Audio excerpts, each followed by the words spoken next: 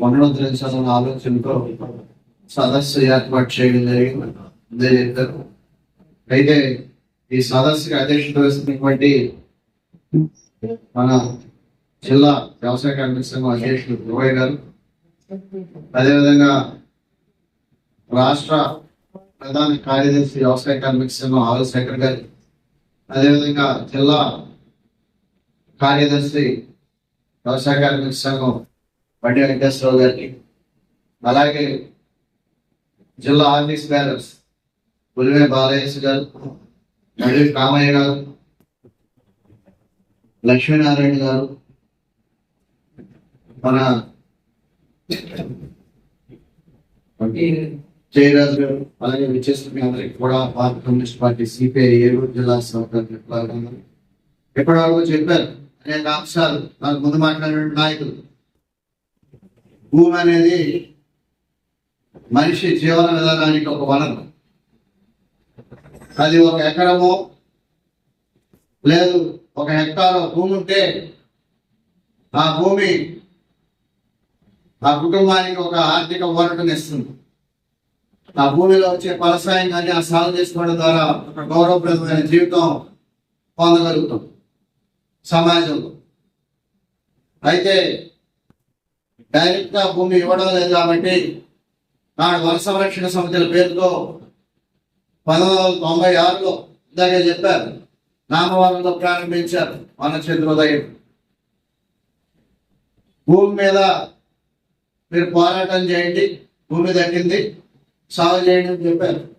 కానీ అప్పటి నుంచి ఇప్పటి వరకు చూస్తే వన సంరక్షణ సమితులు కొంతకాలం సవ్యంగా నడిచిన, ఎప్పటి వరకు చూస్తే బాగా 14 వన సంరక్షణ సమితులు నామమాత్రంగా నడుస్తున్నాయి. అవి కూడా పూర్తి స్థాయిలో నడిచే పరిస్థితి లేదు. 221 వన సంరక్షణ సమితుల వరకు ఉమ్మడి పశ్చిమ గోదావరి జిల్లాలో ఉండాలి. అయితే అది అత్యధిక శాతం ఏలూరు జిల్లాలోనే ఉన్నాయి. 200 వరకు పైన వన సంరక్షణ సమితులు ఏలూరు జిల్లాలోనే ఉన్నాయి. ఉమ్మడి పశ్చిమ గోదావరి జిల్లాలో విడిపోయిన తర్వాత కూడా అంటే వాటిలో ఎప్పటికీ పశ్చిమలో ఉన్నాయి. ఏళ్ల మీద లెక్క పెట్టవచ్చు, ఒక 10-15 ఉంటాయి అంతే. అది అనేక రకాల ఇబ్బందులు ఉన్నాయి అవి నడవడానికి. ఒకటి, అధికారులు నిర్లక్ష్యం వచ్చే కాబట్టి సరిగా పనిచేయకపోవచ్చు. రెండోది, కొంతమేరకి అక్కడ కటింగ్ ఆర్డర్ రాకుండా ఉండడం వల్ల నిరాశ నిస్పృహ చెంది అక్కడ ఉండేటటువంటి వన సంరక్షణ సమితిలో ఉన్న సభ్యులు ఆ వైపుగా వెళ్ళకపోయి ఉండొచ్చు. కటింగ్ చేసి ఏళ్ల తరబడి 3-4 ఏళ్ల నుంచి వారికి ఆ ఫలసాయం దక్కక ఆఫీసుల చుట్టూ తిరిగేవాళ్ళు కొన్ని చోట్ల ఉన్నారు. జిల్లాలు అప్పుడు చూస్తే అట్లా అనేక రకాల ఇబ్బందులతో వన సంరక్షణ సమితులు నిర్వీర్యం అవుతా ఉన్నాయి. వాటిని పునరుద్ధరించడం ద్వారా భవిష్యత్తులో వన సంరక్షణ సమితుల్లో ఉన్నటువంటి భూమిని సాగుకి అంటే వ్యక్తిగత సాగుకి ఇవ్వాలని డిమాండ్ చేయాలి. అది చేయడానికి ముందు మనం వన సంరక్షణ సమితులుగా ముందు పునరుద్ధరించడానికి కావలసిన ఏర్పాటు, అలాగే అధికారులపైన ఒత్తిడి, అలాగే కమిటీలను పునరుద్ధరించుకోవడం ద్వారా వన సంరక్షణ సమితుల్ని ముందుకు నడిపించాలి. వాళ్ళ భూములు అంటే రకరకాల భూములు ఉన్నాయి. అసైన్ ల్యాండ్స్ ఉన్నాయి, పట్టపట్ట పొలం భూములు ఉన్నాయి, రిజర్వ్ ఫారెస్ట్ డాక్యుమెంట్ కూడగొట్టినవి ఉన్నాయి, ఫారెస్ట్ భూములు ఉన్నాయి. అనేక రకాల భూముల్లో సాగు చేసుకుంటా ఉన్నారు. వ్యవసాయ కార్మిక సంఘం సిపిఐ ఆధ్వర్యంలో ఉద్యమాల పోరాటాలు నిర్వహించి లక్షల ఎకరాల భూమి రాష్ట్రంలో, వేల ఎకరాల భూమి జిల్లాలో సాగులో ఉంది, కూడగొట్టి కూడా.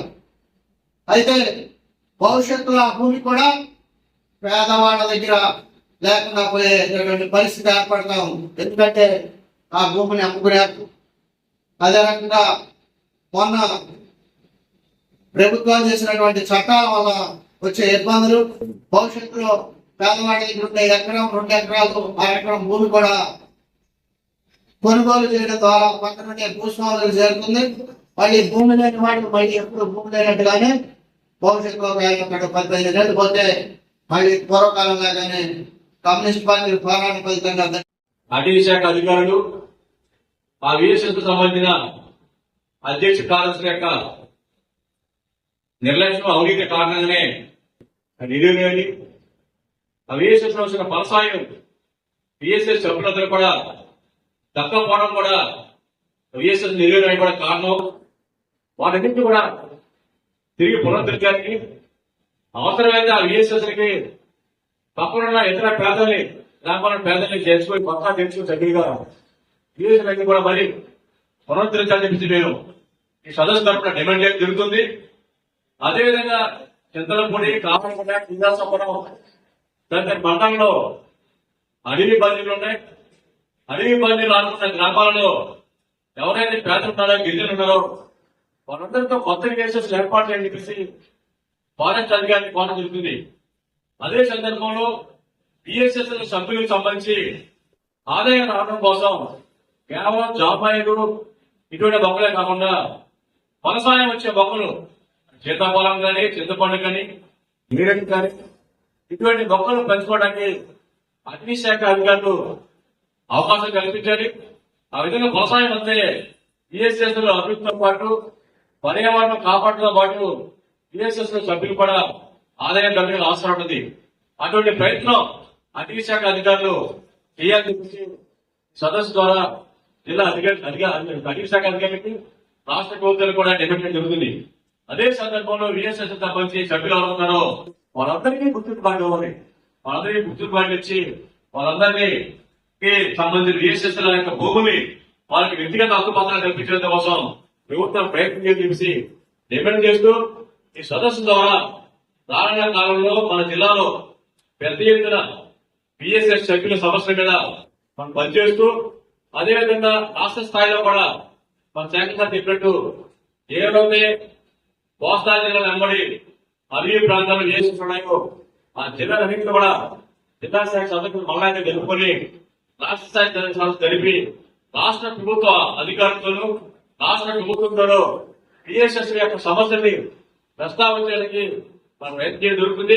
దాన్ని అందరూ కూడా సంసిద్ధులు కావాలని కోరుకుంటూ ఈ సదస్సులో సభ్యులు పిఎస్ఎస్ సంబంధించిన సమస్యని ఉద్యోగాలు కానీ ఉపాధి కానీ తగ్గిన పరిస్థితి లేదు. దీన్ని మనం ఈరోజు చూసినట్లయితే ఈ రాష్ట్ర ప్రభుత్వం ఇటీవల పోయిన సంవత్సరం అక్టోబర్ లో అసైన్ భూ బదలాయింపు చట్టం పిఓటి చట్టాన్ని సవరించింది. 9/77 చట్టాన్ని సవరించింది. ఈ చట్ట సవరణ చాలా దుర్మార్గంగా ఏదో చూడాల్సిన అవసరం ఉంది. ఎందుకంటే పేదల చేతుల్లో ఉన్న భూములన్నింటినీ రాసుకొని వారికి రకరకాలుగా మేము ఆశ చూపి మేము మీకు ఇదిస్తామని చెప్పి ఆశ చూపి ఈ రోజు భూములు లాక్కొని కార్పొరేట్ కట్టబెట్టే పరిస్థితులు కనపడతా ఉంది. అందుకే ఈ పిఓటి యాక్ట్ రద్దు చేయమని చెప్పి పిఓటి యాక్ట్ సవరణ రద్దు చేయాలని చెప్పేసి మనం కోరినప్పుడు కూడా రాష్ట్ర ప్రభుత్వం పెట్టి ఈ రోజు ముందుకు పోతా ఉంది. అందుకే ఈ రోజు రాష్ట్ర వ్యాప్తంగా మన సంస్థ పేరుతో మనకు ఖచ్చితంగా ఎక్కడైతే అటవీ భూములు అటవీ ఫారెస్ట్ భూములు ఈ ఫారెస్ట్ భూములు అన్నింటికి మనం ఖచ్చితంగా వెళ్ళాలి. ఖచ్చితంగా మనము ఈ విధంగా సాగు చేసుకుని వచ్చే ఫలసాయాన్ని మనం ఖచ్చితంగా పేదలు దానిపైన ఆధారపడి బతికేటువంటి పరిస్థితి ఉంటుంది. కాబట్టి ఈ విధంగా అంశాల సంస్థలు ఏర్పాటు చేసిన తర్వాత ఉన్న సంస్థల్ని యాక్టివేట్ చేసి అందులో మరి ఇటీవల చూస్తా ఉన్నాం ఫారెస్ట్ వాళ్ళే మొత్తం వాళ్ళే చెట్లు నాటుకోవడం కాంట్రాక్ట్ ఇచ్చుకోవడం రకరకాల నిధులు బిల్లులు వెళ్తా ఉన్నాయి.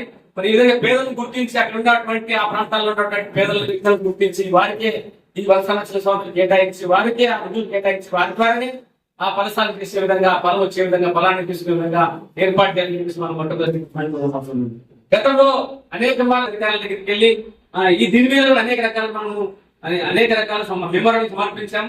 చూస్తామని చెప్పి హామీ ఇవ్వడం తప్ప ఏ మాట అది అమలుకి రాని పరిస్థితి కనపడతా ఉంది. ఖచ్చితంగా ఉన్న సంవత్సరాల సంస్థల్ని యాక్టివేట్ చేసి ఉన్న సంస్థలను గుర్తించి భవిష్యత్తులో వీటిపైన మనం పోరాటం చేసే అవసరం చెప్పేసి తెలియజేస్తా ఉన్నా. మరి రాష్ట్ర ప్రభుత్వం అధికారానికి వచ్చి 2 సంవత్సరాలైంది. ఇప్పటి వరకు కూడా పేదవారి సమస్యలు పూర్తిగా పక్కన పెట్టింది. ఇచ్చిన హామీల్ని కూడా ఏ ఒక్కటి కూడా నెరవేర్చే పరిస్థితి రోజు కనపడడం లేదు. మరి అదే సూపర్ 6 హామీల పేరుతో సూపర్ 6 హామీలే కాకుండా అనేక రకాల హామీలు ఇచ్చి ఈ రోజు అధికారానికి వచ్చిన తర్వాత ఏ ఒక్కటి కూడా పరిష్కారం చేసే పరిస్థితులు కనపడడం లేదు.